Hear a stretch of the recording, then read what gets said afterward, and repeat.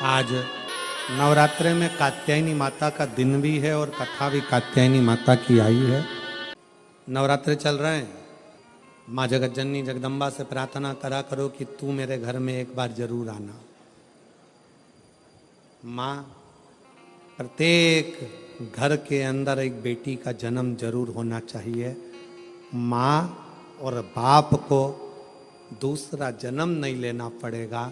वो भगवान शंकर के धाम में खूब आनंद के साथ कैलाश पर बैकुंठ में स्वर्ग के सिंहासन पर बैठेगा। स्वर्ग सिंहासन। मैं माननीय विधायक महोदय श्री राजेश दादा पांडवी जी को जब पहले दिन की कथा में पांडवी जी आए, बेटी उनके साथ में थी, पूजन कर रही थी बेटी भी, देखकर मुझे बहुत खुशी हुई। बहुत ऐसा लग रहा था जैसे शंकर भगवान अशोक सुंदरी के साथ बैठकर आराधना कर रहे हों, शिव की स्तुति कर रहे हैं। मैं पांडवी जी को इसका लिए धन्यवाद देता हूं। साधु का साधु प्रसन्न हुई।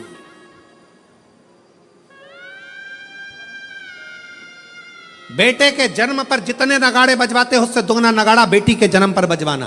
क्यों? बेटे का जन्म हुआ है तो दूसरी बार जन्म तुम्हें पृथ्वी पर लेना पड़ेगा, वापिस आना पड़ेगा और अपना कर्म का भोग भोगना पड़ेगा, फिर जन्म लेना पड़ेगा। पर घर में अगर एक बेटी का भी जन्म हो गया तो दूसरी बार जन्म नहीं लेना पड़ेगा। इसलिए ज्यादा नगाड़े बजवाना कि अब मेरा आखिरी जन्म है, अब जन्म नहीं लूंगी। अगर बेटी का घर में जन्म हो गया तो अब जन्म नहीं लूंगी। बहारो फूल बरसा मेरे घर बेटी आई है, मेरे घर बेटी आई है। फिर से जन्म नहीं पाऊं, मेरे घर बेटी आई है, मेरे घर बेटी आई है। हिमालय राज के घर में जब पार्वती जी का जन्म हुआ, कहते हैं दुनिया के यहाँ पर जन्मदिन की पार्टी एक दिन की होती हो, दुनिया के यहाँ जन्मदिन की पार्टी 2 दिन की होती हो, 2 महीने की होती हो, 4 महीने की होती हो, हर साल जन्मदिन पे होती हो। हिमालय राज के यहाँ जब तक पार्वती जी का कन्यादान नहीं हो गया तब तक रोज पार्वती जी के जन्म का उत्सव मनता था। प्रतिदिन प्रतिदिन पार्वती जी के जन्म का उत्सव रोज मनता था हिमालय राज के घर, रोज। एक दिन इंद्र के मन में आया और इंद्र ने जाकर पूछ लिया हिमालय राज से, इतनी प्रसन्नता क्यों है? हिमालय राज ने कहा, बड़ी प्रसन्नता का विषय यह है कि आज मेरे घर में बेटी का जन्म हुआ है। तो बेटी तो तुम्हारी 7 वर्ष की हो गई, जन्मदिन तो जब जन्म हुआ था तब मनाना था, तुम तो रोज जन्मदिन मनाते हो बेटी का, रोज जन्मदिन, प्रतिदिन। हिमालय राज ने कहा, शास्त्र कहता है एक बेटी जब घर में, रसोई घर में एक बेटी जब अपने घर के अंदर बैठकर भोजन करती है तो कहते हैं 1000 अश्वमेध यज्ञ का फल उसे प्रतिदिन प्राप्त होता रहता है, प्रतिदिन। अरे दुनिया वालों से पूछो कि नवरात्रे में कन्या भोज क्यों कराते हो? दुनिया वालों से पूछो कि नवरात्रे में बेटियों को क्यों ढूंढने जाते हो? दुनिया वालों से पूछो कि नवरात्रे की अष्टमी और नवमी पर कन्या का पूजन क्यों करते हो? क्योंकि दुनिया वालों को ये मालूम पड़ना चाहिए कि देवी भागवत में लिखा है, एक कन्या एक बेटी जब किसी के घर में मुख झूठा करती है, एक बेटी एक कन्या जब किसी के घर में भोजन करती है तो उसके भंडारे कभी खाली नहीं रहते। इसलिए कन्या पूजन किया जाता है, इसलिए बेटी का पूजन किया जाता है। और आज के जमाने में लोग मंदिर में जाकर भगवान से कहते हैं, भगवान, ओ भगवान, हमारे घर में एक बेटा दे दो, एक बेटा। और बाजू में खड़ी हुई लक्ष्मी जी नारायण जी से बाजू में खसक के बोलती है, कितना मूर्ख है, बेटा मांग रहा है। और रोज मंदिर में आकर कहती लक्ष्मी दे दो। और बहू को चाहिए क्या? जम के बोलो बेटा। और रोज मांगती क्या है? बोलो लक्ष्मी। तो एक काम कर, बेटा दे दो, लक्ष्मी मत देना, लक्ष्मी मत देना। अब अपन भी देखें कि बेटे से काम चल जाए क्या। और मालूम पड़े बेटा हो गया 32 साल का, माँ के पूरे बाल सफेद उड़ गए, सफेद। उनसे पूछो काय का टेंशन? इसको कोई लक्ष्मी नहीं मिल रही है, इसकी शादी कर, इसको कोई मिल रही, इसकी शादी कर। लक्ष्मी जी से कहा आप जाओ ना, इसके घर में शादी करना है बेटे की, कोई लक्ष्मी। तो इसने मांगा ही था कि मेरे को बेटा दे दो, बेटा दे दो। लक्ष्मी नहीं मांगी थी, बेटा मांगा था। तो कोई तो इसके घर में शादी करेगा। तो कहाँ करेगी, आएगी।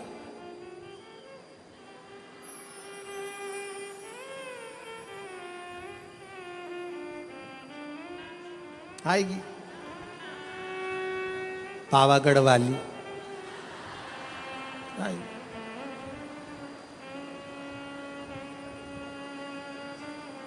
तुलजा आई, इसके घर में आई,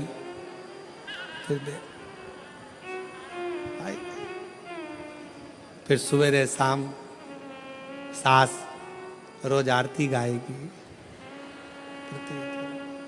अम्बे तू है जगदम्बे काली, जय दुर्गे सहादा वाली, तेरे ही गुण गाए भारती।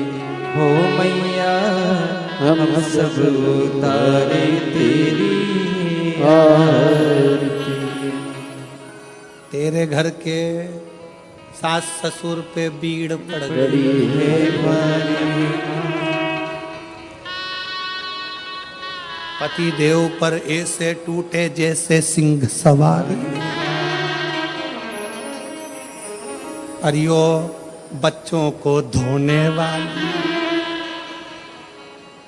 सुबह शाम चिल्लाने वाली। क्यों चिल्ला चोट करे? देखे फिर कहा ये रोती। अरे मांगा क्या था? अरे खुश होना है। जितने लोग शिव महापुराण की कथा को श्रवण कर रहे हो, तुम्हारे घर में बेटी ने जन्म लिया है, तो खूब नगाड़े बजाकर खुश होना।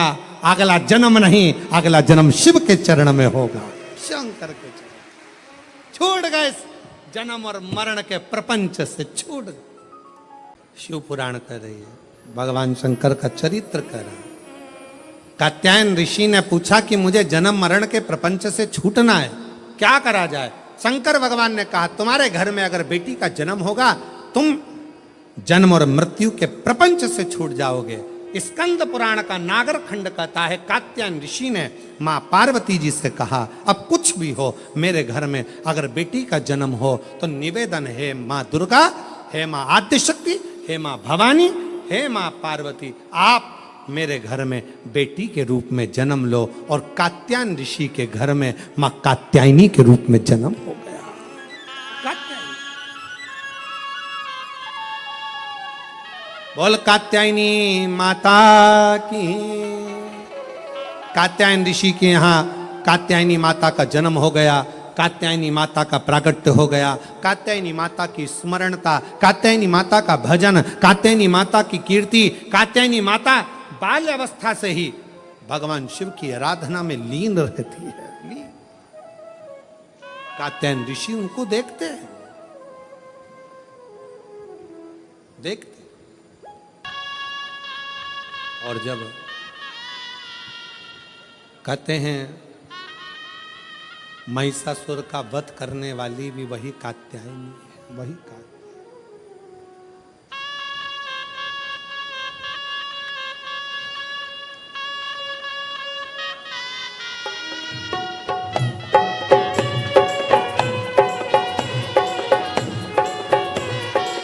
बैठे बैठे दोनों हाथों से ताली सेवा देते हुए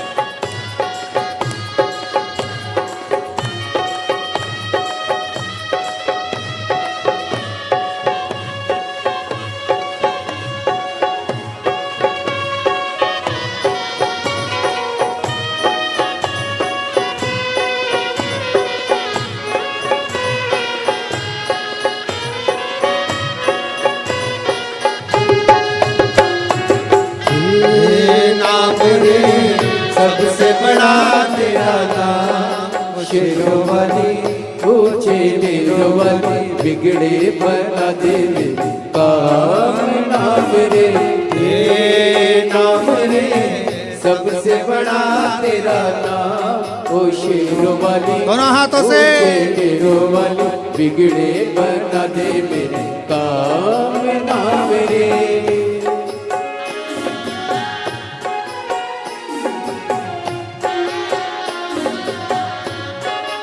बोल कात्यायनी माता की।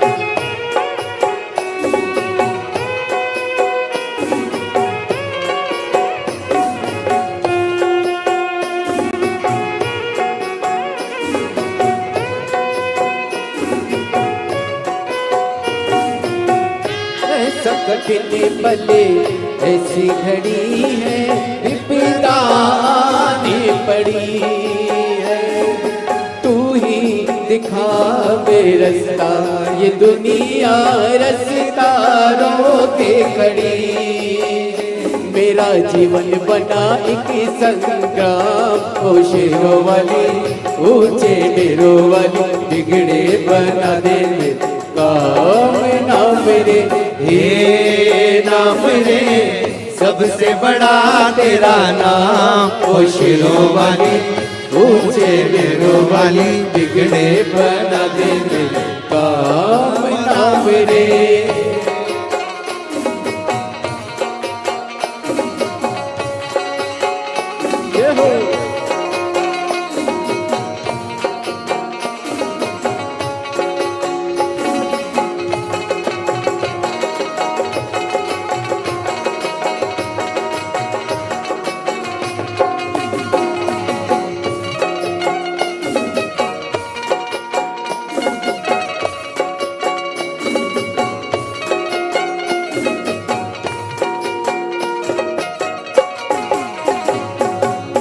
भक्तों को दुष्टों से छुड़ाए, बुझती ज्योति जगाए। जिसका नहीं है कोई जगत में तो उसी की बन जाए।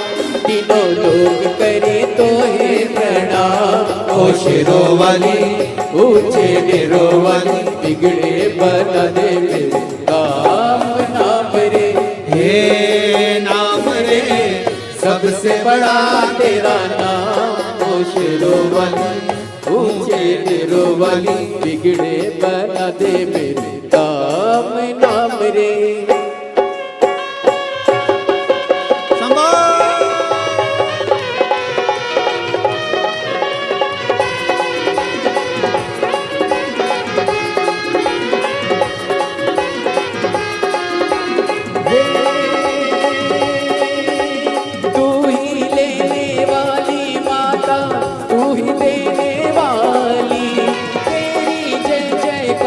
करूं मैं भर झोली खाली, भर झोली खाली।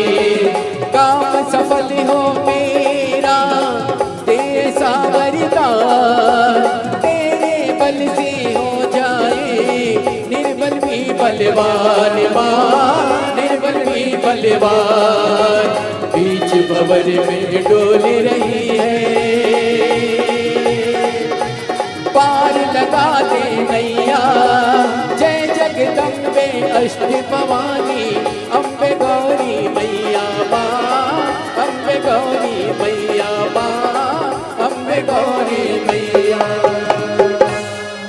हे नाम सबसे बड़ा तेरा नाम। शेरों वाली ऊंचे डेरों वाली बिगड़े बना दे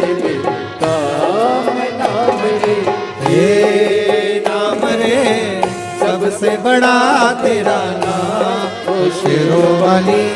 ऊंचे तेरो वाली बिगड़े बना दे मेरे काम ना मेरे। हार हार बोल कात्यायनी माता की। अपने स्थान पर बैठकर भगवान शिव जी से अपने मन का भाव बड़े आनंद के साथ हृदय से दिल से प्रार्थना करिए। जहाँ जगह मिले वहाँ बैठकर बाबा को अपने मन का भाव हृदय से प्रार्थना।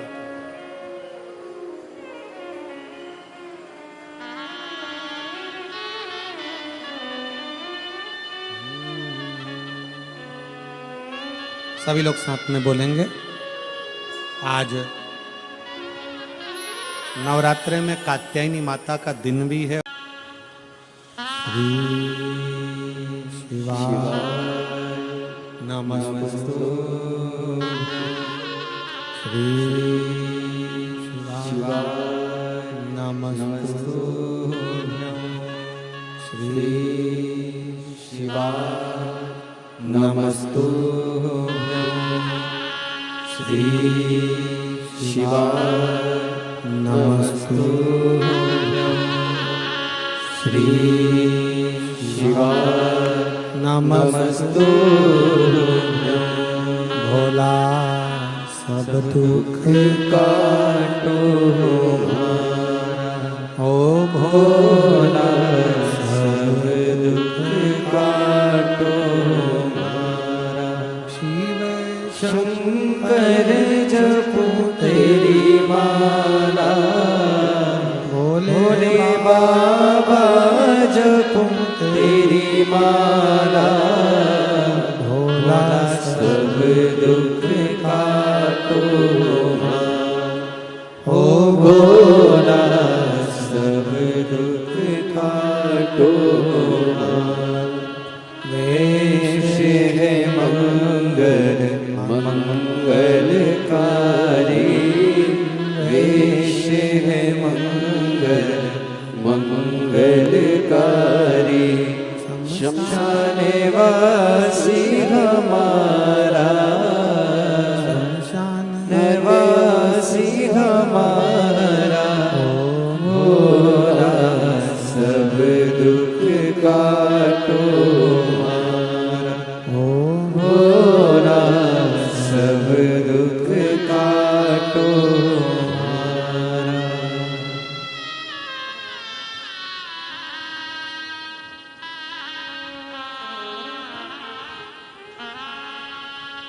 बाबा देवादिदेव महादेव भगवान शिव भरदानी त्रिकालदर्शी कैलाशी विनाशी भगवान शंकर त्रिपुंडधारी त्रिलोकी के नाथ कात्यायन ऋषि को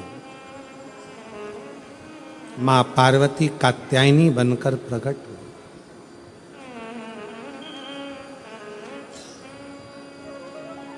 बहुत सारे सूत्र माता कात्यायनी ने संसार सागर के लोगों को दिए हैं। बहुत से अपन सारे सूत्रों की बात तो नहीं करेंगे, पर दो सूत्र माता कात्यायनी ने जो दिए हैं उसका स्मरण करें। दो सूत्र कहा,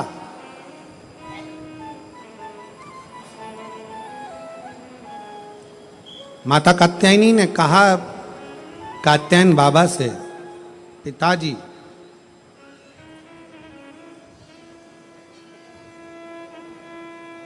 एक नारी का जीवन पूर्ण संघर्ष का जीवन होता है, पूर्ण समर्पण का जीवन होता है। पर एक नारी ही ऐसी होती है जो अपने पूरे कुल को संसार सागर से पार उतार सकती है। पर वही नारी यदि परिवार में रहकर अगर भेद करती है तो स्वयं अपने आप को भी डुबो लेती है और स्वयं कुल को भी डुबो लेती है।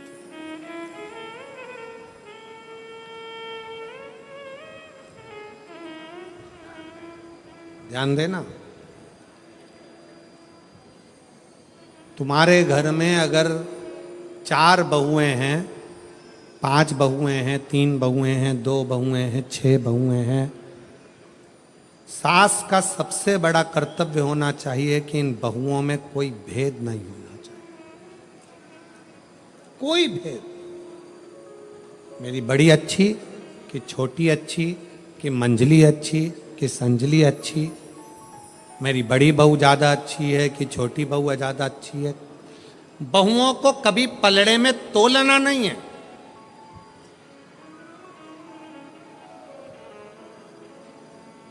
जिस घर की सास बहुओं को पलड़े में तोल लेती है कि मेरी ये अच्छी है कि ये बुरी है कि ये अच्छी कि वो बुरी, उस सास का बुढ़ापा आखिरी में रोते रोते निकलता है। कभी मत तो 4 बहुएं चारों अच्छी हैं, 3 बहुएं तीनों अच्छी हैं, 5 बहू पांचों अच्छी हैं, 2 बहू दोनों अच्छी हैं, कभी ना तो। आपकी दृष्टि में रखो, मेरी बड़ी बहू मुझे सम्मान दे रही है, छोटी बहू सम्मान दे रही है, मंजली बहू सम्मान दे रही है, आपकी दृष्टि में हो।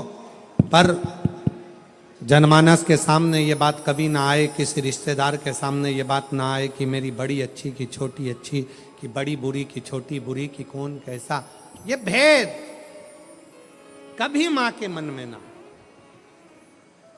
और दूसरा सूत्र मां कात्यायनी का अपने अंदर उतारिएगा। दूसरा सूत्र भी बड़ा प्रबल है। मां कात्यायनी अपने पिता कात्यायन जी से कहती हैं, पिताजी, एक लड़की अपने 2 कुल को तारती है, एक मायके का दूसरा ससुराल का, पर एक लड़की के लिए सबसे बड़ी जरूरत की उसकी बुद्धि में, ये चित्त में होना चाहिए कि जितना चिंता वो अपने मायके की करती है, उससे 1.5 गुनी ज्यादा चिंता उसको अपने ससुराल की भी होना चाहिए। जितनी चिंता वो अपने ससुराल की करे उतनी मायके की करे, मायके की और ससुराल की करे, पर मायके से विवाह होने के बाद 1.5 चिंता ससुराल की। मां कात्यायनी कात्यायन ऋषि से कहती हैं, पिताजी, जब एक लड़की, उसका जीवन कोरा है, उसकी चित्तवृत्ति कोरी है, कभी वो अपनी सास से नहीं मिली, कभी वो अपने ससुर से नहीं मिली, कभी अपने पति से नहीं मिली, कभी अपने देवर जेठ से नहीं मिली, उसका जीवन कोरा रहता है। कात्यायन ऋषि से कात्यायनी जी कर रही हैं, उसका जीवन कोरा है। उस कोरे जीवन में उस कन्या को, उस स्त्री को, उस नारी को चाहिए कि पिता से जितना स्नेह हो उससे 1.5 स्नेह उसके ससुर से हो, भाई से जितना स्नेह हो उससे 1.5 स्नेह उसके देवर और जेठ से हो, जितना स्नेह अपनी सगी बहन से है उससे 1.5 स्नेह देवरानी और जिठानी से हो, और जितना स्नेह मेरे अपने मायके से है उससे 1.5 स्नेह अपने ससुराल से हो। उसकी चित्त वृत्ति। आज परिवार टूट रहे हैं। कात्यायनी माता की लोग पूजन जरूर करते हैं, पर कात्यायनी माता के विचारों को अपने अंदर नहीं रखते। अदालत में जितने केस प्रॉपर्टी के नहीं हैं, अदालत में जितने केस कत्ल के नहीं हैं, अदालत में जितने केस कोई फालतू नहीं है, उससे 4 गुना ज़्यादा केस आज अदालत में केवल तलाक के हैं कि तलाक लेना है। कारण क्या है? उसका कारण केवल एक है कि आप दोनों को सम लेकर नहीं चल पा रहे हो। मायके की प्रियता ऐसी बढ़ती है कि ससुराल बुरा लगने लगता है। मेरी बहन तो ऐसी थी, मेरे पिताजी तो ऐसे थे, मेरा परिवार तो ऐसा था। ठीक है, आपका परिवार श्रेष्ठ है, बहुत अच्छा है, बहुत ध्यान रखने वाला है, पर जो ललाट में परमात्मा ने लिख कर दिया है, इसको नकार तो नहीं सकते हो, इसको भी अपनाना पड़ेगा, अपना बनाना पड़ेगा, स्नेह करना पड़ेगा, इसको भी अपना बनाकर इसके साथ रहना पड़ेगा। माना बेकार मिल गया कुछ, मान लो बेकार मिल गया, तो क्या आप उसको स्वीकार नहीं करोगे? हो सकता है तलाक ले लोगे और तलाक लेने के बाद जैसा अभी मिला है इससे भी जोरदार सिंदूर चढ़ा हुआ भेरू मिल गया तो कौन सा फर्क? विचार करिए। इसलिए जो मिला, माता कात्यायनी कात्यायन बाबा से कहती हैं, दोनों का सांझा बनाकर चलना है। घर में रहने वाली स्त्री, घर में रहने वाली माँ, घर में रहने वाली बहू, घर में रहने वाली बेटी, घर में रहने वाली सास, घर में रहने वाली दादी, घर में रहने वाली ये एक नारी, दोनों का सांझा बनाकर जब चलती है तो वो अपने कुल को, अपने परिवार को उन्नति की ओर लेकर जाती है और यश प्राप्त करती है, यश प्राप्त करती है। ये श्रेष्ठता बोल बम का नारा है, जम के बोलो कल्याण तुम्हारा है। बोल बम का नारा है, सारी समस्या का हल श्री शिवाय। भगवान शंकर की अविरलता धारण करिए। अविरल कहा स्कंद पुराण में, नागर खंड में एक बड़ा सुंदर संवाद आता है।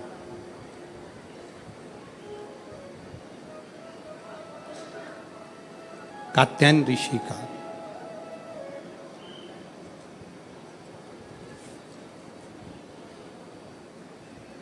स्कंद पुराण के नागर खंड में कात्यायन ऋषि का चरित्र आता है कि कात्यायन ऋषि ने भगवान शिव और मां आद्य शक्ति की साधना करी।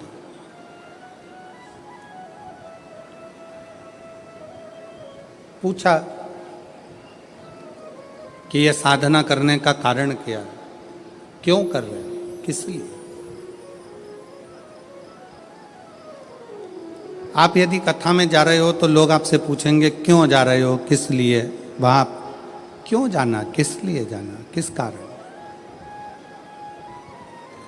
आप दवाई खा रहे हो तो लोग पूछेंगे दवाई किस लिए खा रहे हो, क्यों खा रहे हो, क्या कारण है, क्यों खाई है,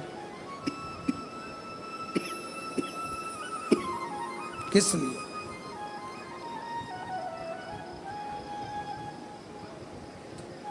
तो स्कंद पुराण का नागर खंड कहता है कि कात्यायन ऋषि भगवान शंकर की और मां आद्य शक्ति की आराधना कर रहे हैं, दोनों की। पूछा, देव ऋषि नारद ने आकर पूछा कि कात्यायन जी आप क्यों आराधना कर रहे हो, किस लिए?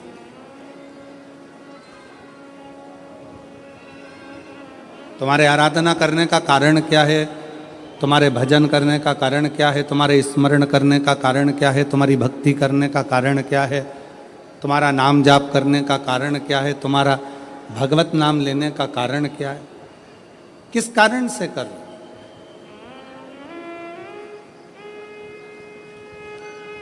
कात्यायन ऋषि बोले कि मैं बार बार जन्म ले रहा हूँ, फिर मर रहा हूँ, फिर जन्म ले रहा हूँ, फिर मर रहा हूँ, फिर मेरे प्राण छूट रहे हैं, फिर जन्म ले रहा हूँ। ऐसा करते करते मेरे ना जाने कितने कितने जन्म निकल गए, पर मेरी गति नहीं हो पाई।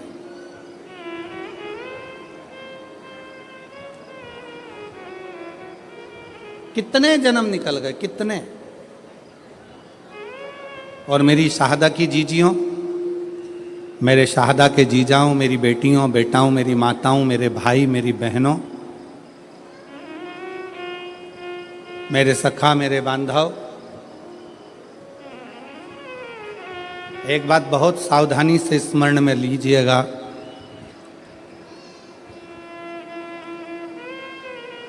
शिव महापुराण की कथा सुनने की उमंग तुम्हारे दिल में, भगवान शंकर की कथा सुनने का उत्साह तुम्हारे दिल में, भगवान शंकर की कथा में पहुंचने की उमंग, उत्साह अगर तुम्हारे दिल में आया है तो समझ लेना कि अब हम बार बार जन्म नहीं लेंगे और बार बार मृत्यु के प्रपंच में नहीं पड़ेंगे। अब हमें शिव मिल गया, अब हमें शंकर मिल गया, अब हमें शिव की प्राप्ति हो गई।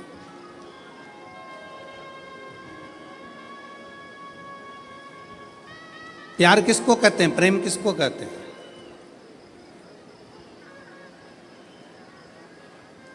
प्रेम की परिभाषा क्या है? प्रेम किसको कहते हैं कि जिससे मिलने के लिए उत्साह बढ़ता जा, उमंग बढ़ती जा, दिल में तमन्ना, उत्साह, उमंग बढ़ती चली जा रही है। वो एक लाइन आप लोग गुनगुनाते हो ना कि तुझसे मिलने के लिए तेरी कसम,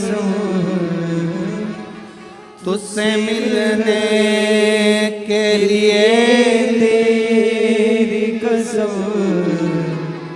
एक मुलाकात जरूरी है सनम, एक मुलाकात। बाबा से मिलन के लिए, उस परमात्मा से मिलने के लिए, उस परमात्मा के दर्शन के प्रति, उसकी कथा के प्रति, उसके भजन के प्रति, उसके मिलने के प्रति।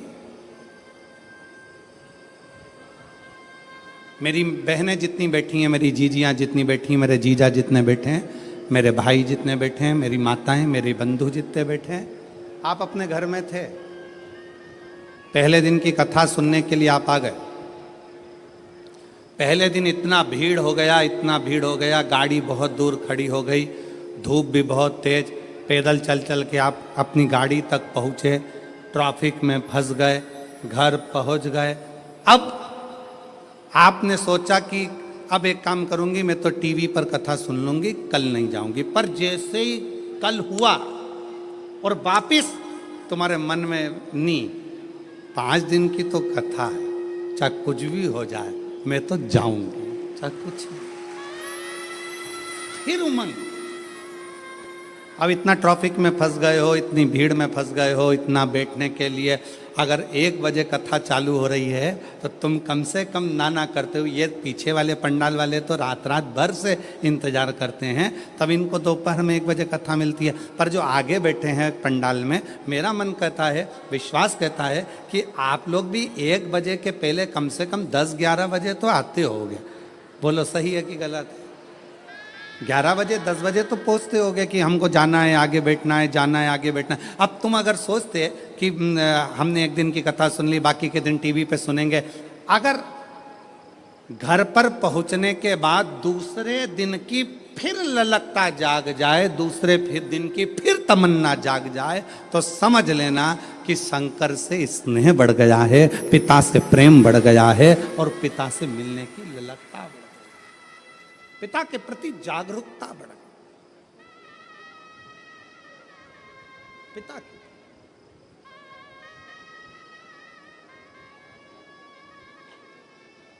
उससे मिलन की आस बढ़ गई, उससे मिलन की।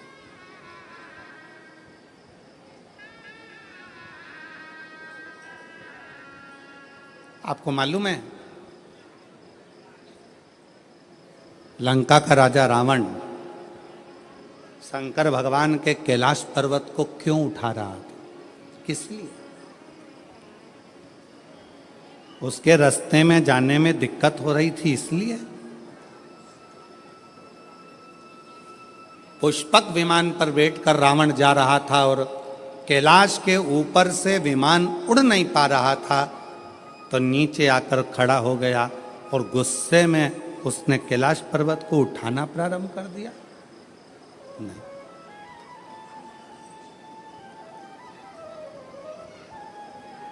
क्यों उठाना?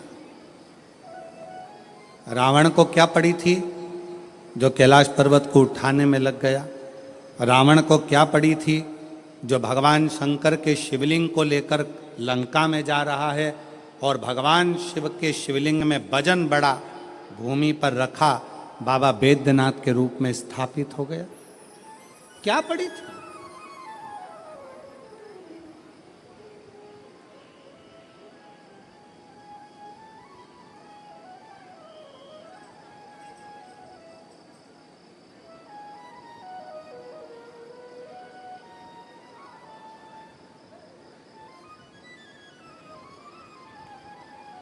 आक्रांताओं ने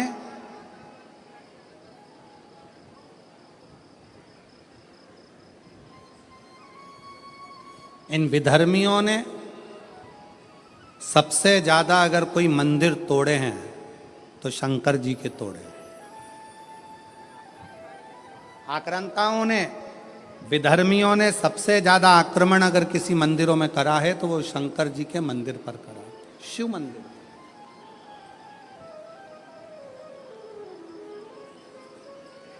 कभी विचार करिएगा,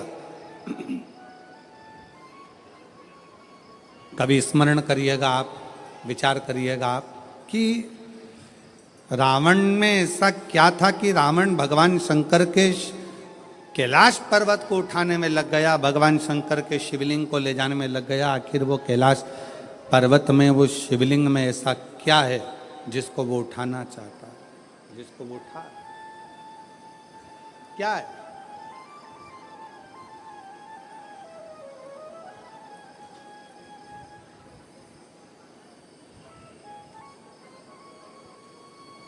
शिव महापुराण की कथा कहती है, रावण ने अपने भाई कुबेर को सताकर कुबेर के सिंहासन को छुड़ा लिया।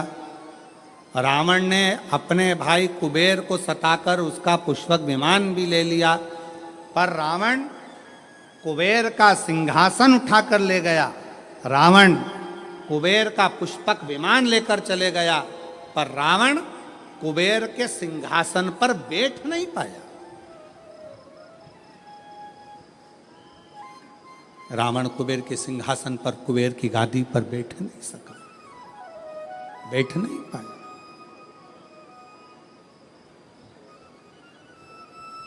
देवर्षि नारद निकल कर जा रहे थे, लंकापति रावण को देखा, रावण से पूछा क्या कर रहे हो?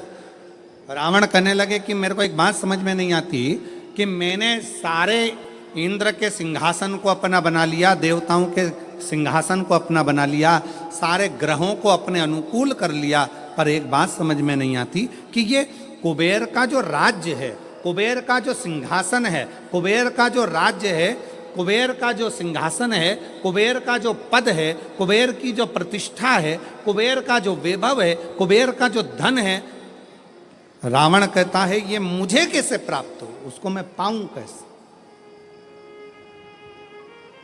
वो मुझे मिले कैसे, वो मुझे प्राप्त कैसे हो? देवऋषि नारद ने कहा, देवऋषि नारद बोले कि रावण, क्या तुमको मालूम है कि कुबेर की सत्ता, वैभव, लक्ष्मी, धन, संपदा कहाँ पर है? रावण ने पूछा, आप बताओ नारद जी की वो सत्ता, वो वैभव, वो पद, वो प्रतिष्ठा कहाँ है?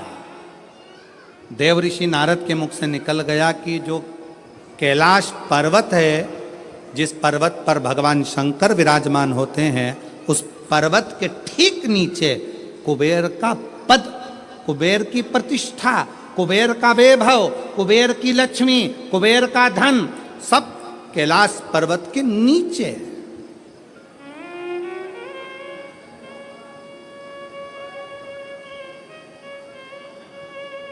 और एक बात बहुत सावधानी से स्मरण करिएगा, आप सबसे निवेदन है, जितने आस्था चैनल पर कथा सुन रहे हैं, जितने फेसबुक पर कथा सुन रहे हैं, जितने यूट्यूब पर कथा सुन रहे हैं, और जितने इस पवित्र प्रांगण के अंदर बैठकर कथा सुन रहे हैं, आप सबसे निवेदन करेंगे कि कुबेर का पद, कुबेर का वैभव, कुबेर की प्रतिष्ठा, कुबेर का धन, कुबेर की लक्ष्मी सारी की सारी कैलाश पर्वत के नीचे है, अर्थात शंकर भगवान के चरणों में, शंकर भगवान के नीचे ये सारा धन, वैभव, प्रतिष्ठा सब दबी पड़ी हुई है। इसलिए लंका का राजा रावण मालूम पड़ने पर कैलाश पर्वत को उठाने लगा कि इसके नीचे से मैं लक्ष्मी को, वैभव को, धन को छुड़ा लूंगा, खींच लूंगा।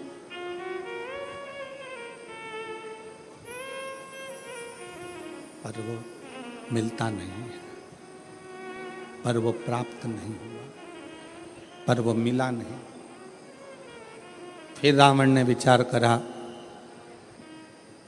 रावण ने फिर विचार करा कि अगर ये कैलाश पर्वत नहीं उठ रहा तो मैं समय आने पर लंका में शंकर भगवान को लेकर जाऊंगा। शिवलिंग लेकर जाने लगा तो भी वो शिवलिंग आखिरी में इतना बोझ हो गया, इतना वजन हो गया कि उसको भूमि पर रख दिया, ले जा नहीं सका। मेरी जीजियों, एक बात याद रखना, शंकर भगवान के चरणों में, भगवान शंकर के नीचे, भगवान शंकर के शिवलिंग के नीचे, भगवान शंकर के मंदिर में, शिवालय में, देवालय में, शिव महापुराण में, शंकर के चरणों में स्वयं वैभव, स्वयं लक्ष्मी, स्वयं धन, स्वयं प्रतिष्ठा सदा विराजमान रहती है। जब हम एक लोटा जल शंकर जी को चढ़ाते हैं, उस जल पर हाथ लगाकर थोड़ा सा जल उसमें से झेल कर लाते हैं, अपने घर के दरवाजे पर, दुकान पर, व्यापार पर, व्यवसाय पर, अपने वाहन पर जब हम वो जल छूटते हैं, उस जल को हम छिड़कते हैं, तो ये मान कर चलना कि आज नहीं तो कल एक ना एक दिन ऐसा आएगा कि भगवान के नीचे की चरण की वो लक्ष्मी तुम्हारे घर में प्रवेश जरूर करेगी और एक दिन तुम धनपति वैभवपति बनोगे।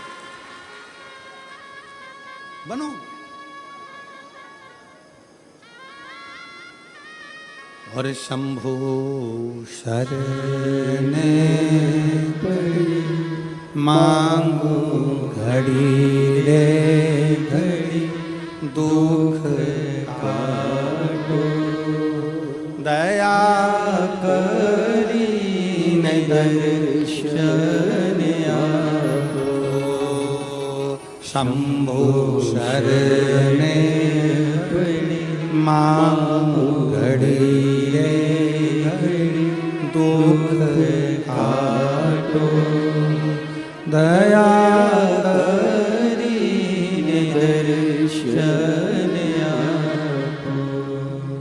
शिव जी को एक लोटा जल चढ़ाना मतलब अपने दुख को समाप्त करना और सुख की राह खोल देना, ये शिव महापुराण की कथा कहती है। एक लोटा जल हमारे दुख को समाप्त करता है और सुख का मार्ग खोल देता है।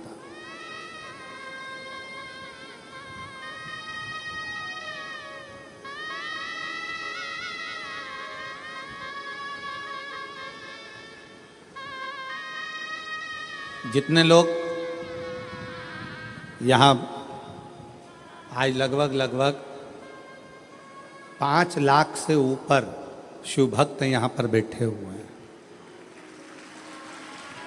पंडालों की कैपेसिटी से ज़्यादा भरे पड़े, जितने अंदर उससे ज़्यादा बाहर अपना अपना चादर छाता लगा लगा कर लोग बैठे हुए हैं। कुछ गाड़ी के अंदर बैठकर कोई कहीं, कोई पेड़ों की छाँव में, कोई बिल्डिंगों की छाँव में, जहाँ तहाँ लोग बैठे।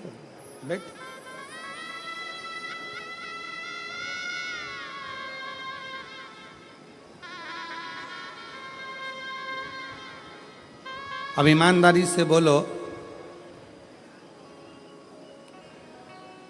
अगर मेरा बाबा तुमको कुछ नहीं देता तो तुम इतने लाखों की संख्या में शहादा आते क्या?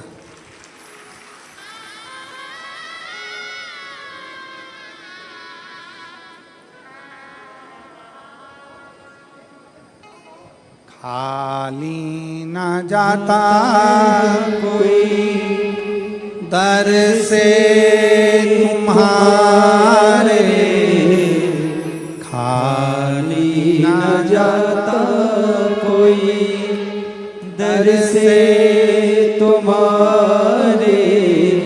मैं खड़ी हूँ नदी पावे फसा, अपने हृदय से लगा लो,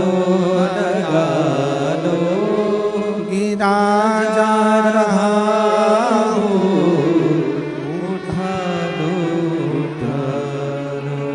भोले अपने दर से, अब तो न टालो, गिरी जा रही हो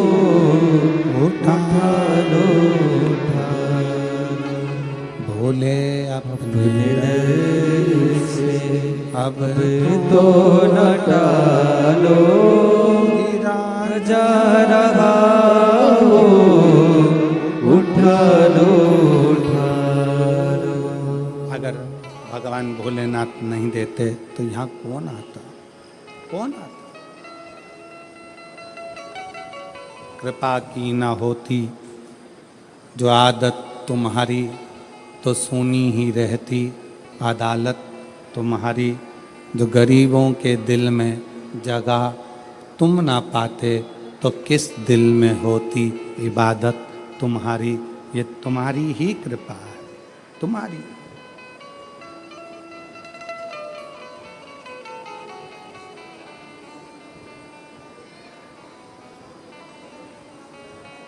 लंका का राजा रावण कैलाश पर्वत को उठा रहा है। क्यों? उसको मालूम है कि इसके नीचे कुबेर का वैभव, कुबेर की सत्ता, कुबेर का आनंद, कुबेर की लक्ष्मी इसी के नीचे है। उठा रहा।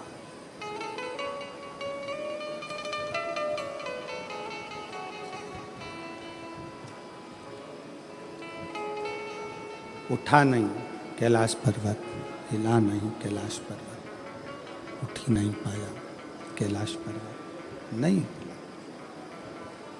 फिर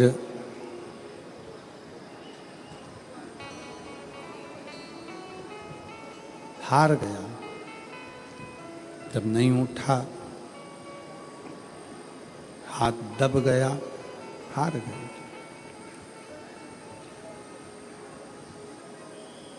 फिर शिवलिंग को ले जाने की तैयारी करी, वो शिवलिंग भी नहीं उठा, वो शिवलिंग भी ले जा नहीं सका। वो शंकर भगवान का शिवलिंग भी ले जा नहीं पाए।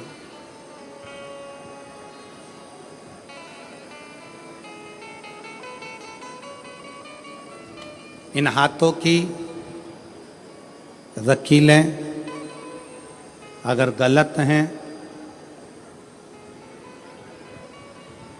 ज्योतिषाचार्य ने कह दिया कि ये रेखाएं तुम्हारी गड़बड़ हैं, ये रेखाएं गलत हैं,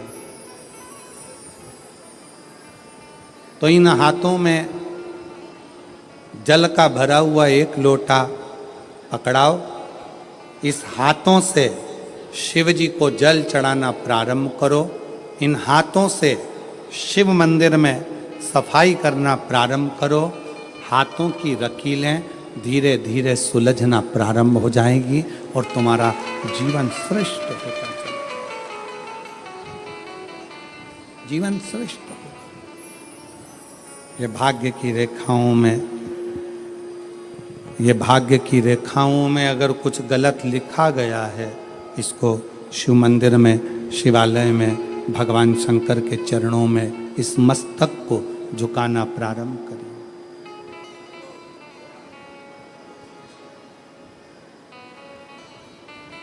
सुलझना प्रारंभ।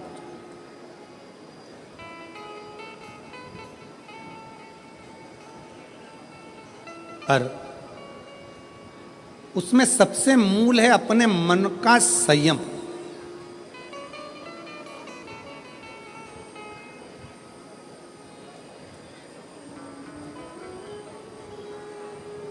अपने मन का संयम। एक प्रश्न आपसे करेंगे, उत्तर दीजिएगा। एक तरफ शैतान है, राक्षस है, और दूसरी तरफ समुद्र है। आपसे कहा जाए कि इन दोनों में से एक को चुन लीजिए। एक तरफ समुद्र है, दूसरी तरफ राक्षस शैतान है। आप क्या चुनोगे? उत्तर दो। एक तरफ समुद्र है, एक तरफ राक्षस है, शैतान है, वो उधर से बढ़ रहा है, समुद्र की लहरें इधर से बढ़ रही है। आप दोनों में से क्या चुनना पसंद करोगे? क्योंकि इधर भी मरना है, उधर भी मरना है।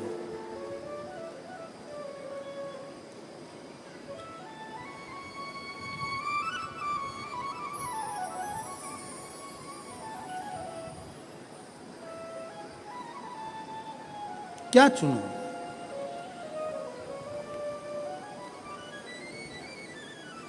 तो हो सकता है आप में से आधे लोग कहें कि हम समुद्र को चुन लेंगे, कोई कहे हम राक्षस को, शैतान को चुन लेंगे। परशु महापुराण की कथा कहती है कि समुद्र कितना गहरा है ये आपको मालूम नहीं है, पर वो राक्षस, वो शैतान कैसा है ये आपको मालूम है। तो प्रयास करना कि वो राक्षस को चुनना श्रेष्ठ है कि कम से कम ये राक्षस है, ये हमको मालूम है, इसको कैसे डील करना है ये हमको मालूम है, ये कैसे इसको संभालना है ये हमको मालूम है। हम उस राक्षस को छोड़कर अगर समुद्र के पास जाएंगे, दिख तो अच्छा रहा है, लहरें भी अच्छी लग रही है, पर यह कितना गहरा होगा और कितनी गहराई में ले जाएगा और कब समाप्त कर देगा पता नहीं चल पाएगा, पता नहीं चल दिखेगा।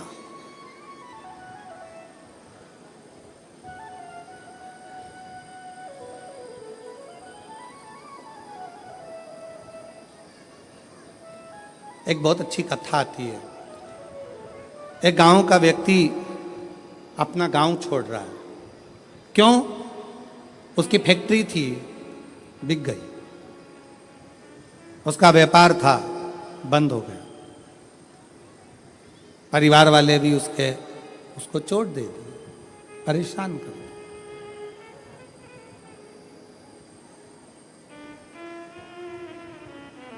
उसने प्लान बनाया कि अब मुझे इस गांव में नहीं रहना है, मुझे ये गांव छोड़ना है, मुझे गांव छोड़कर जाना है।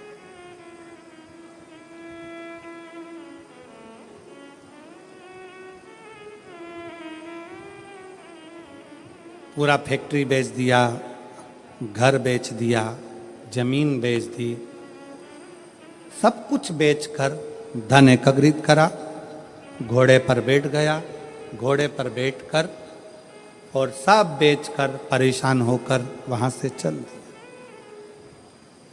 60 किलोमीटर दूर दूसरा गांव था, वहां पहुंच गया। गांव में जाकर देखा तो गांव के लोग आम के पेड़ के नीचे, पीपल के पेड़ के नीचे बैठे हुए हैं, बातचीत कर रहे हैं, सब आपस में बातें कर रहे थे। इस व्यक्ति ने अपना घोड़ा रोका, घोड़ा रोककर नीचे उतरकर उनके पास जाकर बैठा और बैठकर उसने पूछा, भैया एक बात पूछना चाहता हूं, क्या आप मुझे बताओगे? बोलो क्या बात पूछना है, क्या पूछना चाहते हो? भैया ये बताओ यहां के लोग कैसे?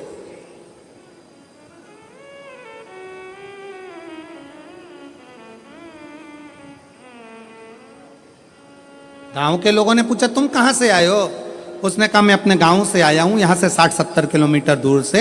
मेरा सारा अब वो गांव मैंने छोड़ दिया है और मैं सोच रहा हूं कि कोई गांव में जाकर बसना है, मुझे किसी गांव में जाकर रहना मुझे। तुम बताओ यहाँ के लोग कैसे, इस गांव के लोग कैसे? तो गांव के लोगों ने पूछा कि तुम हमसे पूछ रहे हो कि यहाँ के लोग कैसे हैं, पहले तुम बताओ कि तुम जो अपना गांव छोड़कर आए हो वहां के लोग कैसे थे?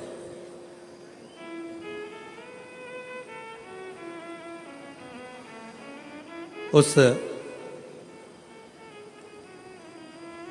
व्यक्ति ने कहा वहां हमारे गांव के लोग इतने दुष्ट, पक्के रावण, कंस की औलाद, इतने गंदे, इतने गंदे पूछो मती। झूठ, प्रपंच, बेईमानी, छल सब उसमें भरा हुआ। अच्छा हाँ, अब आप बताओ आपके गांव के लोग कैसे हैं? तो उन्होंने कहा भैया तुम जो बोल रहे हो बिल्कुल वैसे की वैसे ही हमारे गांव के लोग भी हैं। अब उसने मन में सोचा कि अपना गांव का सामान बेचकर आया और यहाँ के लोग भी ऐसे ही हैं, तो क्या मतलब यहाँ रहने से, और आगे बढ़ा। 200 किलोमीटर दूर आगे जाने पर फिर एक गांव में पहुंचा। एक गांव में पहुंचा तो वहाँ पर लोग बैठे हुए थे, बातचीत कर रहे थे। ये उतर कर फिर गया, इसने जाकर पूछा क्यों भैया क्या बात है। गांव के लोगों ने पूछा तुम कौन हो? मैं 200 किलोमीटर दूर मेरा गांव था, सब कुछ बेचकर मुझे बसना है, कोई अच्छा गांव ढूंढ रहा हूं। अच्छा, तो अब ये बताओ कि आपके गांव के लोग कैसे हैं? उसने कहा हमारे गांव के लोग, हाँ पहले ये बताओ कि तुम्हारे गांव के लोग कैसे थे?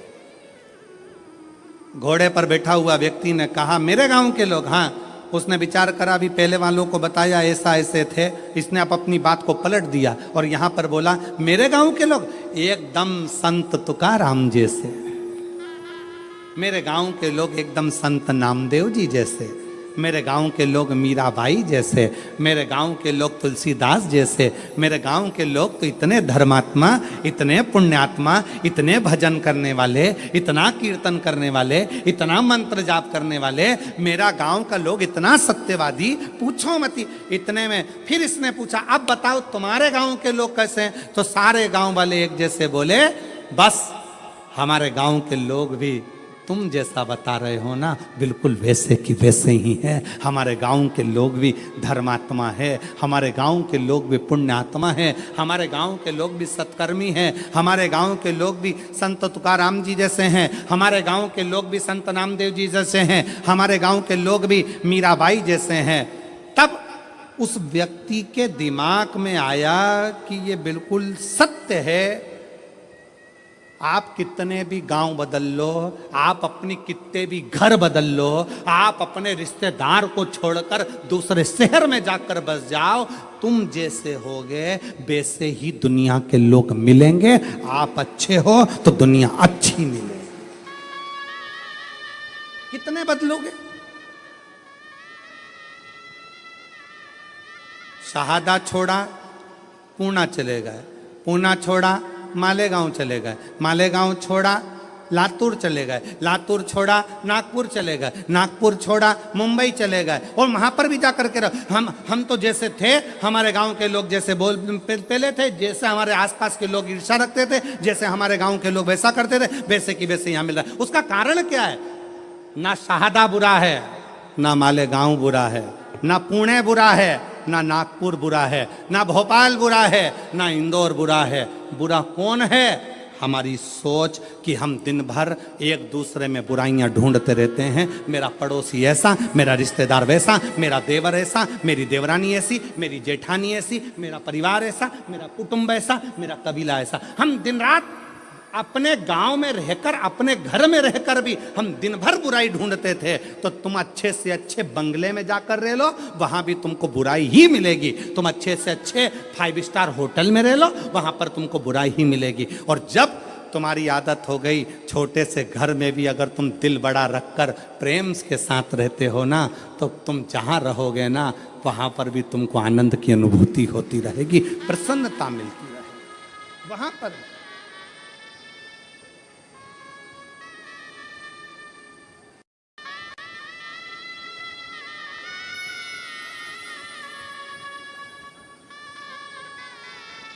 वो कहते जो जैसी भावना लाया वो वैसा ही फल पाया, जो जैसी भावना लाया वो वैसा ही फल पाया। नहीं खाली उसे लौटाया, वो मन ही मन हर्षाया।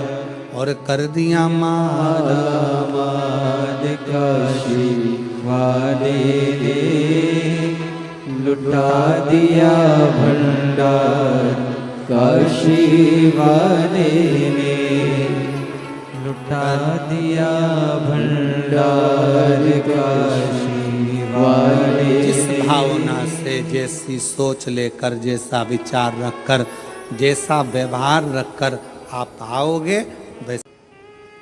कल कथा में कहा था दुनिया की निगाह में ये केवल कथा का पंडाल है।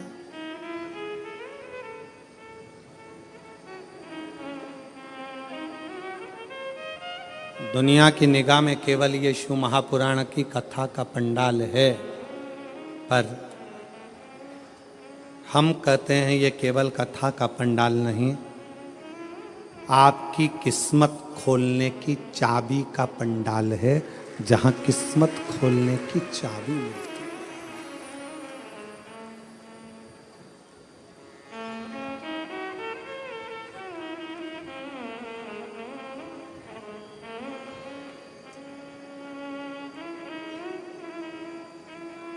और मुझे तेरा ही सहारा है मेरे भोले बाबा। शंकर भगवान के शिवलिंग के नीचे का स्थान कुबेर का होता है। शंकर भगवान के कैलाश के नीचे का स्थान कुबेर की लक्ष्मी का होता है। इसलिए प्रत्येक शिवालय में तुम्हारे घर में अगर छोटा सा भी शंकर का शिवलिंग है, तुम्हारे घर में अगर छोटा सा भी मट्टी का, पत्थर का, लकड़ी का, पीतल का, तांबे का, स्फटिक का, पारद का, जिसका भी तुम्हारे घर में अगर छोटा सा भी अगर शिवलिंग है, तो तुम्हारे घर में जहां शिवलिंग रखाता है, समझ लेना वहां लक्ष्मी बढ़ती चली जाती है, लक्ष्मी कम नहीं हो सकती, बढ़ेगी।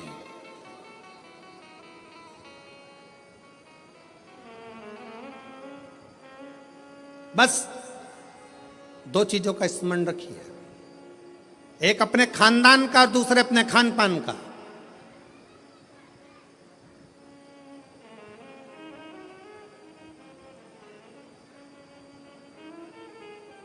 आपको मालूम है, जब अंग्रेजों ने भारत पर हुकूमत करी है, तो उन्होंने विचार करा सबसे पहले कि करा क्या जाए, भारत के लोगों को अपना गुलाम कैसे बनाया जाए। तो उन्होंने सबसे पहला प्रयास करा कि इनके खानदान मिटाए जाएं। जो राजसी खानदान थे, जितने जितने राजा हुआ करते थे, उन राजाओं के रजवाड़ों को, उन राजाओं के घरानों को तोड़ने का प्रयास किया गया। पहले खानदान तोड़े हैं, और जब राजाओं के खानदान नहीं टूट पाए, जब राजघराने नहीं टूट पाए, फिर इन्होंने खान पान तोड़ा। खान पान क्या? गलत तरह का भोजन विदेश से बुलाते थे और भारत के लोगों को वो गलत तरह का भोजन कराते थे।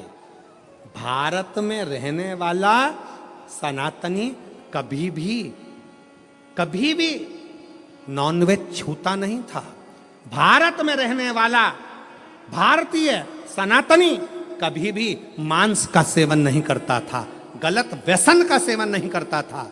वो तो ये अंग्रेजों ने तुमको गुलाम बनाने के लिए जब खानदान नहीं तोड़ पाए तो खान पान को तोड़ा है, तुम्हारे खाने का तरीका बदल दिया, तुम्हें वेज से नॉन वेज बना दिया, तुम्हें ले जाकर गलत भोजन में लगा दिया, गलत भोज।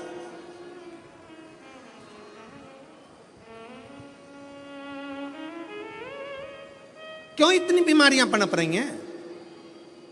इतनी बीमारियां होने का कारण क्या है? और देखो, प्रकृति अपना रंग दिखाती है।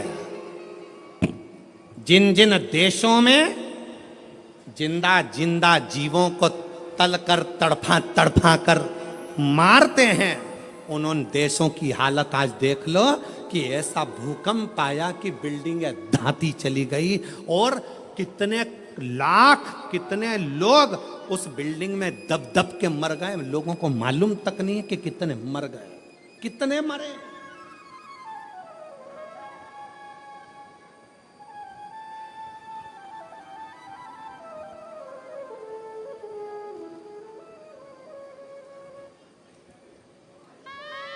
कितने।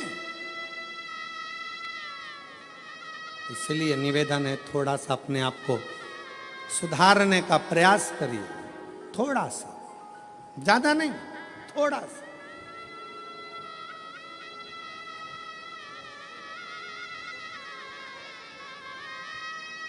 जो गलती हो गई, अभी तक जो गलती कर ली, उस गलती को अब छोड़ने का प्रयास करो। मदिरा के नशे में हो, मदिरा छोड़ने का प्रयास करो। गलत भोजन के चक्कर में हो, छोड़ने का प्रयास करो।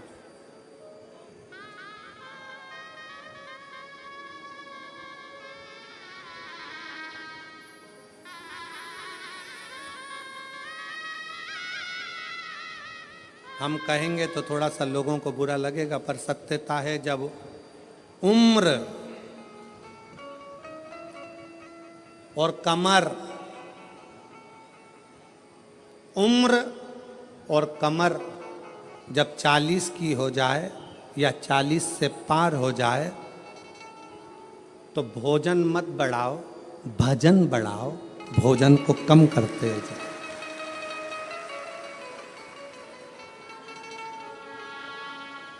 जम के बोलो जरा, क्या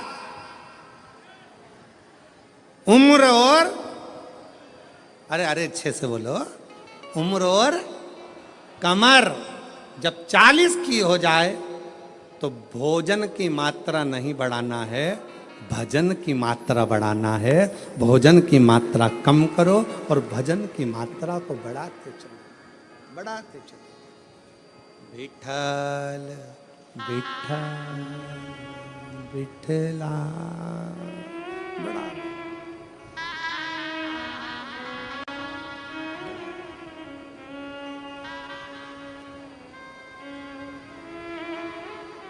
बढ़ाओ जितना बन सके। श्री शिवाय नमस्तुभ्यं, श्री शिवाय नमस्तुभ्यं, श्री शिवाय नमस्तुभ्यं, श्री शिवाय नमस्तुभ्यं। भजन की मात्रा को बढ़ाना, प्राण को, भोजन को कम कर दो, गलत भोजन कम कर दो, व्यसन कम कर दो।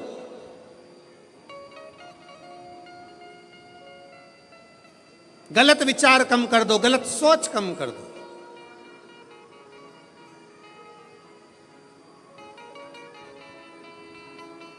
कल एक भैया प्रश्न कर रहे थे, गुरुजी भगवान विष्णु अपने शरीर पे राख नहीं लगाते, राखोड़ी नहीं लगाते, भस्म नहीं लगाते।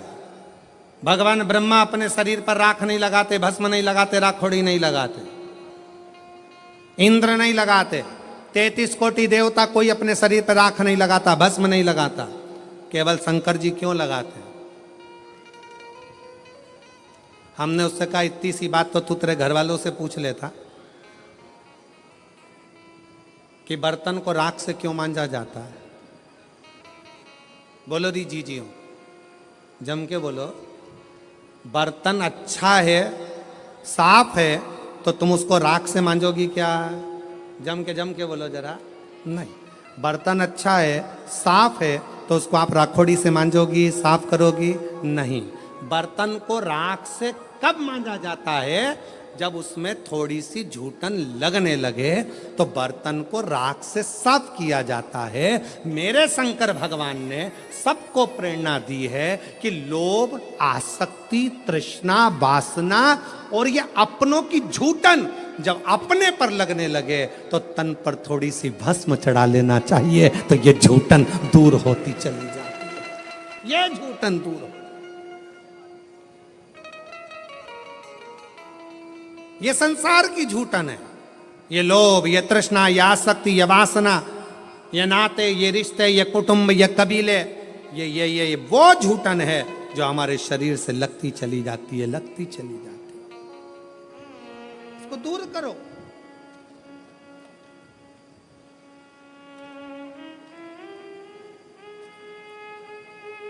अच्छा अच्छा ट्यूब लगाओगे ना, क्रीम, अच्छा अच्छा खूब सारा सारा पाउडर, क्रीम, और वो नीले कलर का ऐसा, और लाइन, और फिर उसमें डब्बा, फिर वो माला के वो धागा, एक नहीं दो, और फिर वो दो धागा ऐसा घुमा के, ऐसा करके, अब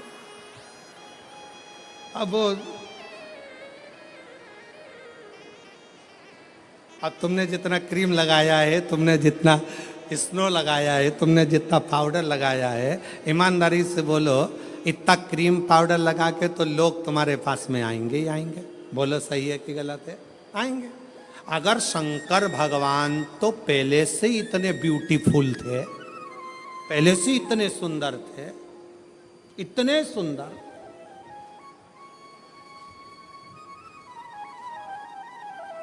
वो कहते हैं ना भोलेनाथ ब्यूटी फूल।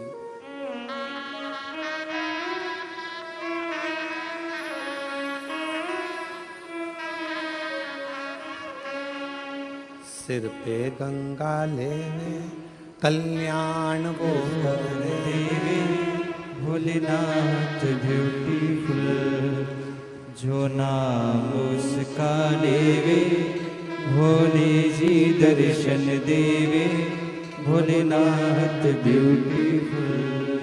जो नाम शिव का लेवे कल्याण वो कर देवे, भोलेनाथ ब्यूटीफुल। इतने सुंदर तो शिव पहले से।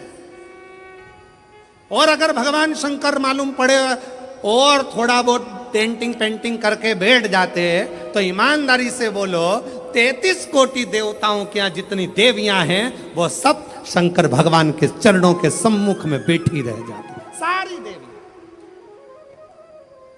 सारी देवियां।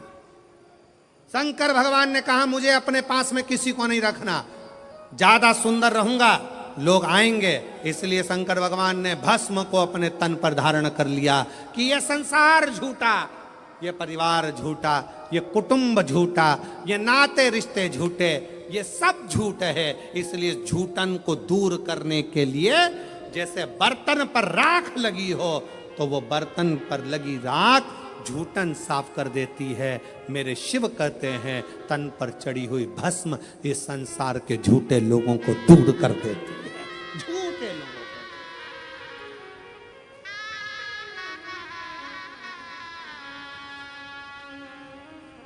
जो नाम शिव का ले भोले जी दर्शन देवे, भोलेनाथ ब्यूटीफुल। शिव स्वयं तन पर भस्म धारण करते हैं, स्वयं।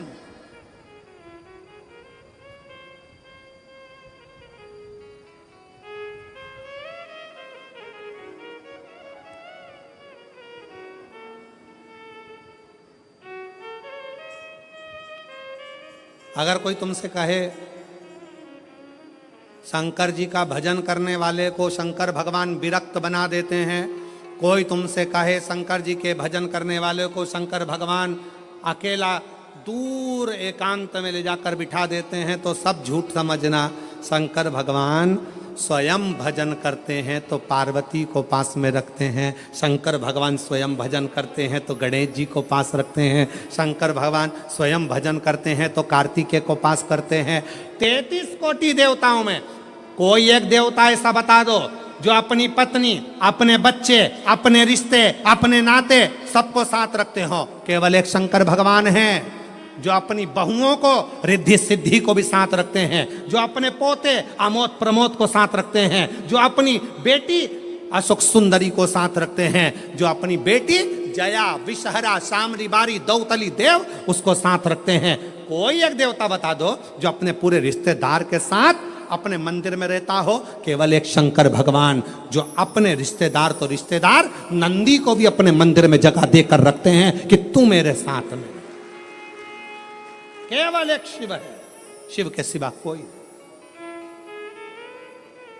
शंकर भगवान कभी विरक्ति नहीं देते, शंकर भगवान परिवार को जोड़ देते हैं, शंकर भगवान कभी तुमको कष्ट नहीं देते, शंकर भगवान कष्टों से दूर कर देते हैं। दुनिया की ऐसी कौन सी बीमारी है जिसका इलाज शंकर की भक्ति ना कर पाई? एक पत्र है, देखिए।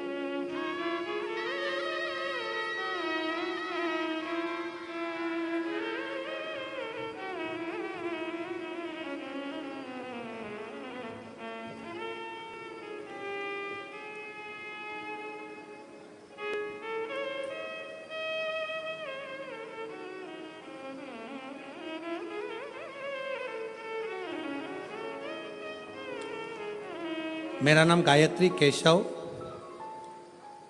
केदारे है। मेरा मोबाइल नंबर ये है, गांव तेम्बाहरा, अकोला, महाराष्ट्र की रहने वाली हूँ। कहीं हो बैठी हो तो हाथ हिला सकती हैं, और बैठी हो तो बेलपत्र लेने के लिए आ सकती हैं। गायत्री केशव कन्हारे, मोबाइल नंबर ये, तुम्हारा गांव अकोला, महाराष्ट्र।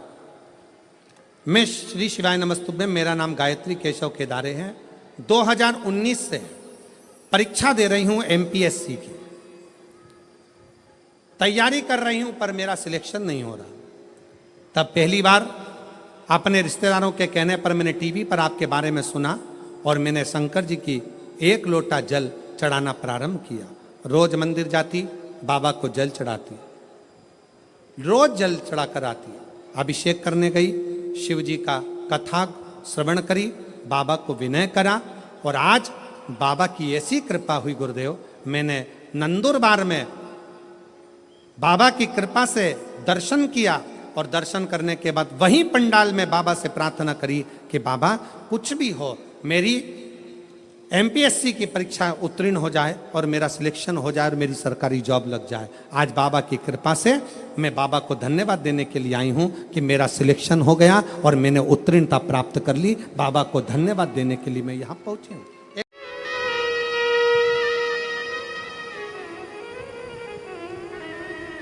कोई कहे आपसे कि शंकर भगवान विरक्ति दे देते हैं, नहीं,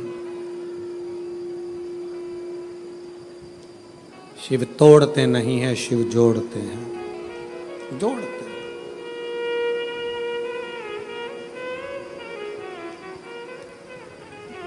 भगवान शंकर तोड़ने का काम नहीं करते, जोड़ने का काम करते, जोड़ते। अब वो आधारित है आपके विश्वास पर।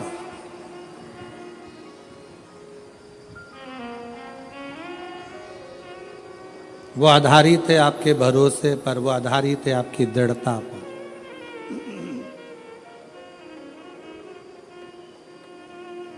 जो जैसी भावना लाया वो वैसा ही फल पाया, नहीं खाई उसे लौटाया, वो मन ही मन हर्षाया, और कर दिया माला मान काशी वाले ने, लुटा दिया भंडार काशी वाले ने। शिव झूठे संसार से मोह को हटाते हैं। कोई ने कहा शंकर भगवान विरक्ति देते, किससे विरक्ति? सावधान होकर सुनिएगा जरा, किससे विरक्ति? शंकर भगवान आपको किससे दूर करेंगे? जो आपका अहित चाहता, जो दिखने में तो आपके करीब में होगा, जो दिखने में तो आपके नजदीक में होगा, दिखने में तो आपसे प्रेम स्नेह की वाणी बोलेगा, बात करेगा, पर अंदर ही अंदर वो आपसे ईर्ष्या कर रहा होगा। ऐसे ईर्ष्या करने वाले से मेरा शिव तुम्हें दूर करता चलेगा। आ जाओ दूर। ऐसा ही फल पाया, जो जैसी भावना लाया, वो वैसा ही फल पाया, नहीं खाली उसे लौटाया, वो मन ही मन हर्षाया। आप जितना जितना कोई कहे शंकर विरक्ति, किससे विरक्त कर देते हैं, किससे दूर कर देते हैं? तो कहा जो आपके लिए घातक है, जो आपके लिए दुखदाई है, जो आपके लिए कष्टप्रद है, शिव उसको दूर कर देते हैं। शंकर माल काशी वाले ने लुटा दिया भंडार काशी वाले ने, कर दिया माला माल काशी वाले ने, कर दिया माला माल काशी वाले ने। शिव की आराधना आपको सुख दे, सुख।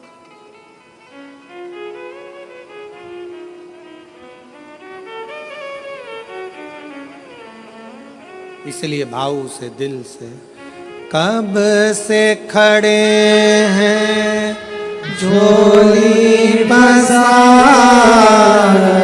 क्यों ना सुने तू मेरी पुकार। कब से खड़े हैं झोली बसा, क्यों ना सुने तू मेरी पुकार। मुझे तेरा ही सहारा है मेरे भोले बाबा, मुझे तेरा ही सहारा है मेरे भोले बाबा। मैंने तुम्हें ही पुकारा है मेरे भोले बाबा, मैंने तुम्हें ही पुकारा है मेरे भोले बाबा। कब से खड़े हैं झोली पसार, क्यों ना सुने तू मेरी पुकार। कब से खड़े हैं झोली पसार, क्यों ना सुने तू मेरी पुकार। ओ कब से खड़े हैं झोली पसार, क्यों ना सुने तू मेरी पुकार। कब से खड़े हैं झोली पसार। प्रेशर बोलो, प्रेशर गाने वालों का भी, इसका भी। मेरी पुकार, मुझे तेरा ही सहारा है मेरे भोले बाबा, मुझे तेरा ही सहारा है मेरे भोले बाबा। दोनों हाथों से देख लो लगी है आज मंदिर में ये भीड़ भारी। दर्शनों के खाते आए हैं लाखों नर और नारी। दर्शनों के खाते आए हैं लाखों नर और नारी। आ जाए भोले बाबा, आ जाए भोले बाबा, दिलों ने पुकारा है मेरे भोले बाबा। दिलों ने पुकारा है मेरे भोले बाबा। कब से खड़े हैं झोली पसार, क्यों ना सुने तो मेरी पुकार। कब से खड़े हैं झोली पसार, क्यों ना सुने तो मेरी पुकार। तेरा ही सहारा मेरे भोले बाबा, तेरा ही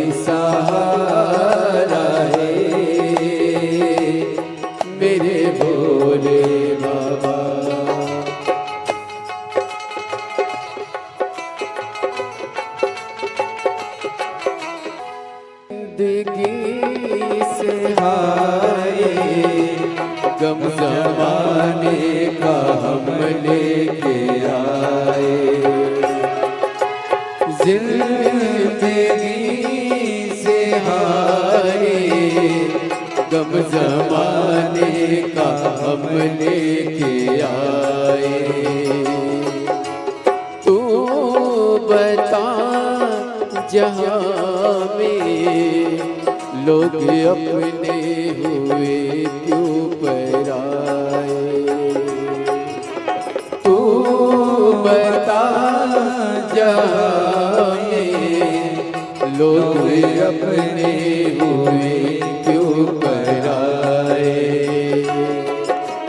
तेरे सिवा दुनिया में, तेरे सिवा दुनिया में कोई ना हमारा है।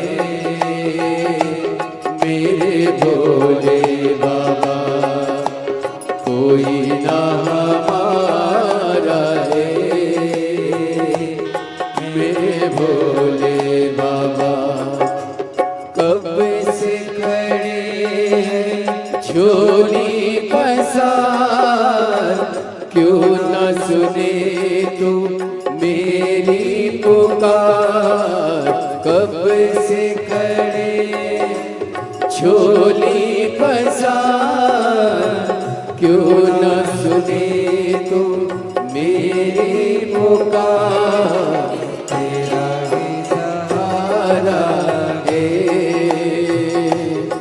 मेरे भोले बाबा, मुझे तेरा ही सहारा है।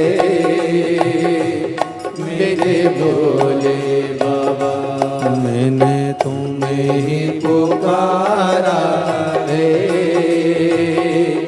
मेरे भोले बाबा मैंने तुम्हें ही पुकारा है। मेरे भोले बाबा मैंने तुम्हें ही पुकारा है। मेरे भोले बाबा मैंने तुम्हें ही पुकारा है। मेरे भोले बाबा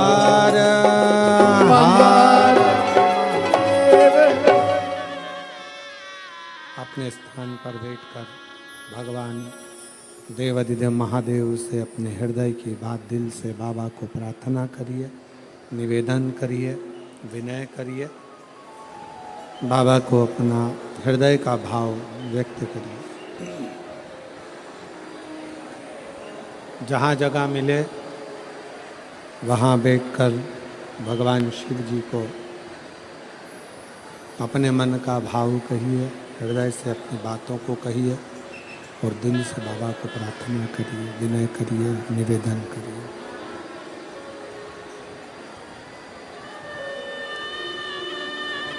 सब लोग साथ में बोलेंगे, साथ में प्रार्थना करेंगे, साथ में विनय करेंगे, साथ में निवेदन करेंगे। बाबा को विनती करें, साथ में विनय।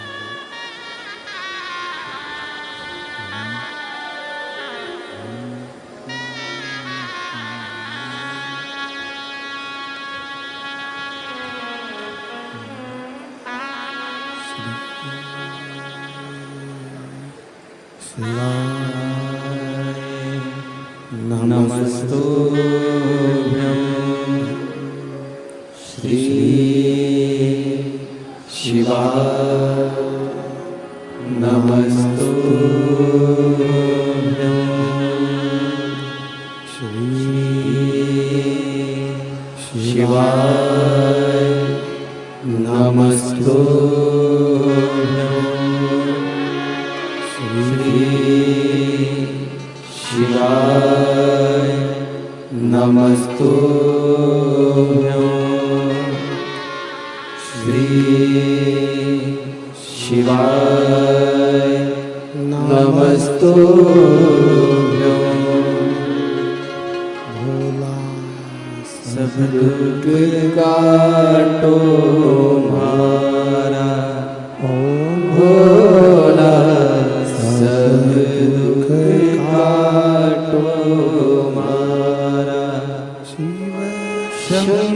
कर जपूं तेरी माला, भोले बाबा जपूं तेरी माला, भोला सब दुख काटो मारा। ओ भोला सब दुख काटो मारा। देश है मंगल मंगलकारी, देश है मंगल मंगलकारी, शमशान वासी हमारा, शमशान वासी हमारा। ओ भोला सब दुख काटो मारा। ओ भोला सब दुख काटो मारा।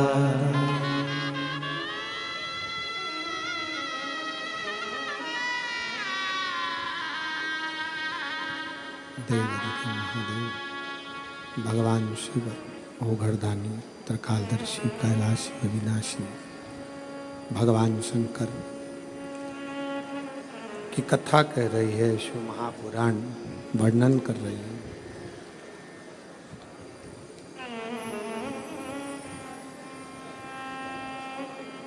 शिव अपने नज़दीक में जो गलत गलत लोग रहते हैं उनको मेरा शंकर भगवान दूर करते चले जाता है।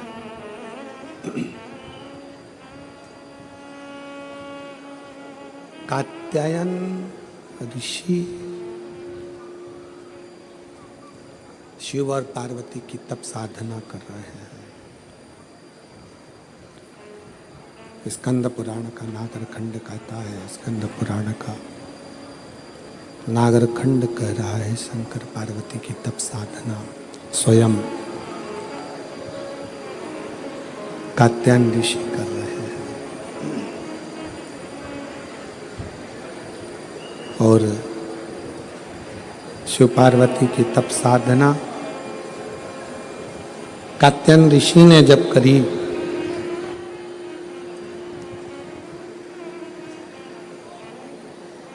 माता पार्वती और भगवान शंकर दोनों ने कात्यायन ऋषि को दर्शन दिया।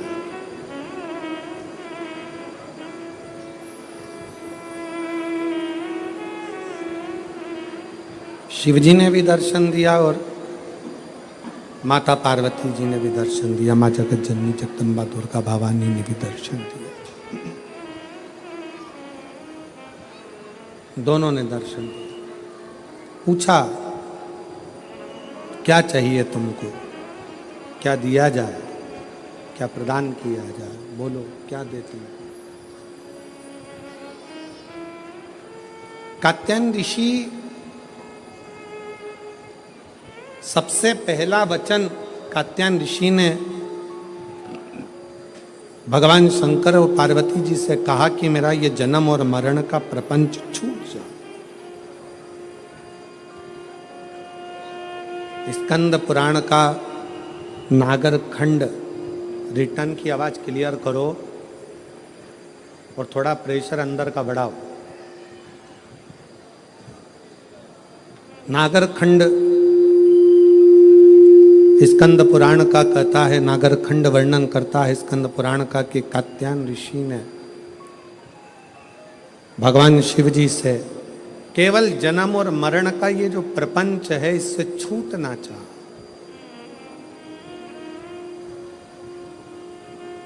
इससे मुक्ति कैसे मिले, इस जन्म और मरण के प्रपंच से हम छूट कैसे जाए। जन्म और मरण के इस प्रपंच से हमारा छुटकारा कैसे हो, इससे छूटे कैसे। तो कहा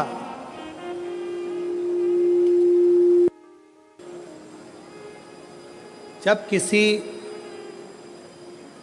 व्यक्ति के घर में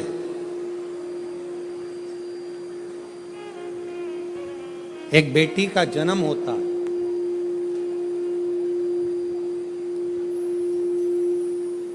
और बेटी की किलकारी, बेटी के पाँव की खनक, बेटी के किलकारी पाँव की खनक, बेटी के चरण जब किसी के घर के अंदर आते हैं, और यदि शिव कृपा से, भगवान की करुणा से, भगवान की दया से माता पिता उस बेटी की परवरिश कर कर उसका कन्यादान अगर कर देते हैं, तो उस माता पिता का भी अगला जन्म नहीं होता, वो इस जन्म और मृत्यु के प्रपंच से छूट गए। अब इससे सरल क्या हो सकता है, जरा विचार करिएगा जरा। बहुत सावधानी से इस कथा का स्मरण करिएगा, बहुत ध्यान से सुनिएगा कि बड़े बड़े तपस्वी तप करने जा रहे हैं, साधना वाले साधना करने जा रहे हैं, उपासना वाले उपासना करने जा रहे हैं, व्रत वालों ने व्रत रखा, साधना वालों ने साधना करी, तपस्या वालों ने तपस्या करी, और कंदराओं में बैठकर कोई संत बन गया, कोई साधु बन गया, कोई तपस्वी बन गया, कोई साधक बन गया, कोई उपासक बन गया। किस लिए? कि हम जन्म और मरण के प्रपंच से छूट जाएं। पर शंकर भगवान ने माता पार्वती की साक्षी में कात्यायन ऋषि से कहा कि जब किसी गृहस्थी के घर में एक बेटी का जन्म होता है और उस बेटी की परवरिश जब माता पिता करते हैं, बेटी के किलकारी जिसके घर में गूंजती है और बेटी के चरण जिसके घर में पड़ते हैं, और बेटी का जब कन्यादान होता है, तब माता पिता फिर कोई जन्म नहीं लेते, वो माता पिता परमात्मा की शरणागति का सुख भोगते।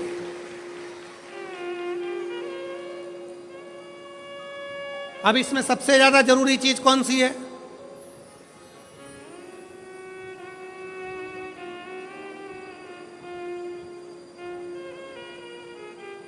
एक बहुत ध्यान देने वाला विषय है, थोड़ा ध्यान दीजिएगा। दक्ष प्रजापति के घर में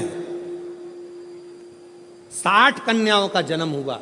उसके बाद दक्ष प्रजापति भगवान से कह रहे हैं, देवी जी से कह रहे हैं, मां मेरे घर में एक लड़की और देना, एक बेटी और चाहिए मुझे। मां जगत जननी दुर्गा कहती है कि तेरे घर में बेटी कहां से आएगी, मैं खुद तेरे घर में बेटी बनकर जन्म लूंगी। सती आई। दक्ष प्रजापति ने शंकर जी का अपमान करा, दक्ष प्रजापति ने देवताओं का अपमान करा, दक्ष प्रजापति ने अपशब्द कहे, दक्ष प्रजापति ने गाली दी, दक्ष प्रजापति ने ताना दिया, दक्ष प्रजापति ने आड़ा टेढ़ा बहुत सारी बातें कही।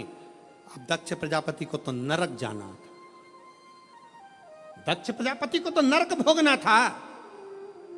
पर दक्ष प्रजापति के घर में बेटियों का जन्म हुआ था, दक्ष प्रजापति ने बेटियों का कन्यादान किया था, इसलिए शंकर भगवान का अपमान करने के बाद भी दक्ष प्रजापति नरक नहीं भोगा है। दक्ष प्रजापति मरण, शीश कटने के बाद बकरे का मुख लग गया, और बकरे का मुख लगने के बाद भी स्वर्ग भोगा है, वो दक्ष प्रजापति है, क्योंकि बेटी का जन्म ही प्रबल है।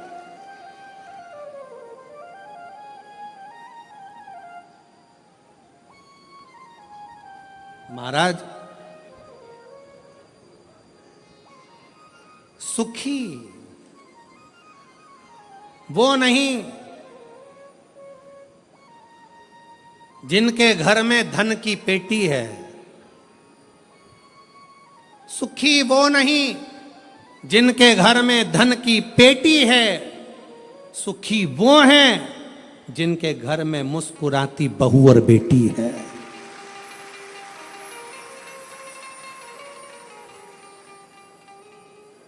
जिनके घर की बहुओं के चेहरे पर प्रसन्नता हो, जिनके घर की बेटियों के चेहरे पर मुस्कुराहट हो, समझ लेना कि उस घर में भले धन ना हो, पर वो शंकर की कृपा उसके घर में सदा बनी हुई है, सदा।